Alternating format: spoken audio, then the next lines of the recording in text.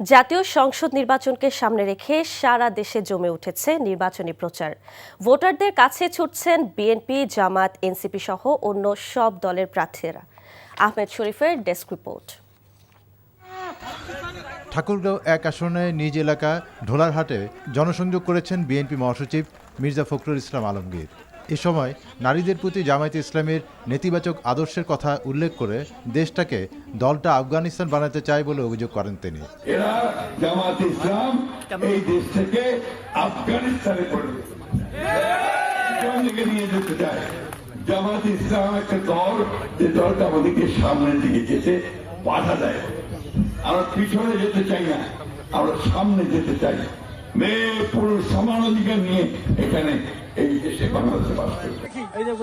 খুলনা ৫ আসনের ডুমুরিয়া উপজেলার পাহাড়পুর এলাকায় বাড়ি বাড়ি গিয়ে নিজের জন্য দাঁড়িপাল্লায় ভোট প্রার্থনা করেন জামায়াতে ইসলামের সেক্রেটারি জেনারেল মিয়া গোলাম পরোয়ার।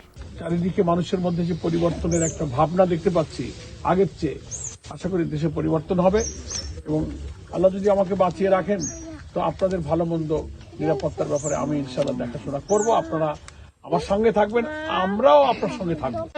সিলেট ৪ আসনে বিএনপি প্রার্থী আরিফুল হক চৌধুরী নেতাকর্মীদের সাথে নিয়ে নগরীর বিভিন্ন স্থানে গণসংযোগ করেন। একই আসনে জামায়াতে ইসলামের প্রার্থী মাওলানা হাবিবুর রহমানও গণসংযোগে ব্যস্ত সময় পার করছেন।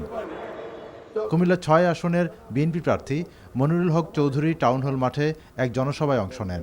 অন্যদিকে কুমিল্লা ৯ আসনে ইসলামী আন্দোলনের প্রার্থী সেলিম মাহমুদের প্রচার সভায় অংশ নেন আমির মুফতি সৈয়দ মোহাম্মদ রেজাউল করিম। মানিকগঞ্জ ১ আসনে জামায়াতে ইসলামের প্রার্থী ডাক্তার আবু বকর সিদ্দিক শিমুলিয়া ইউনিয়নের বিভিন্ন এলাকায় ব্যাপক গণসংযোগ করেছেন। নাটোর ৩ আসনের এনসিপি প্রার্থী এস এম জার্জিস কাদির গণসংযোগ করেছেন সিংড়া উপজেলার বিভিন্ন হাট ও বাজারে। একই আসনের বিএনপি প্রার্থী আনোয়ারুল ইসলাম আনু সিংড়া বাজার ও বাসস্ট্যান্ড এলাকায় গণসংযোগ করেন।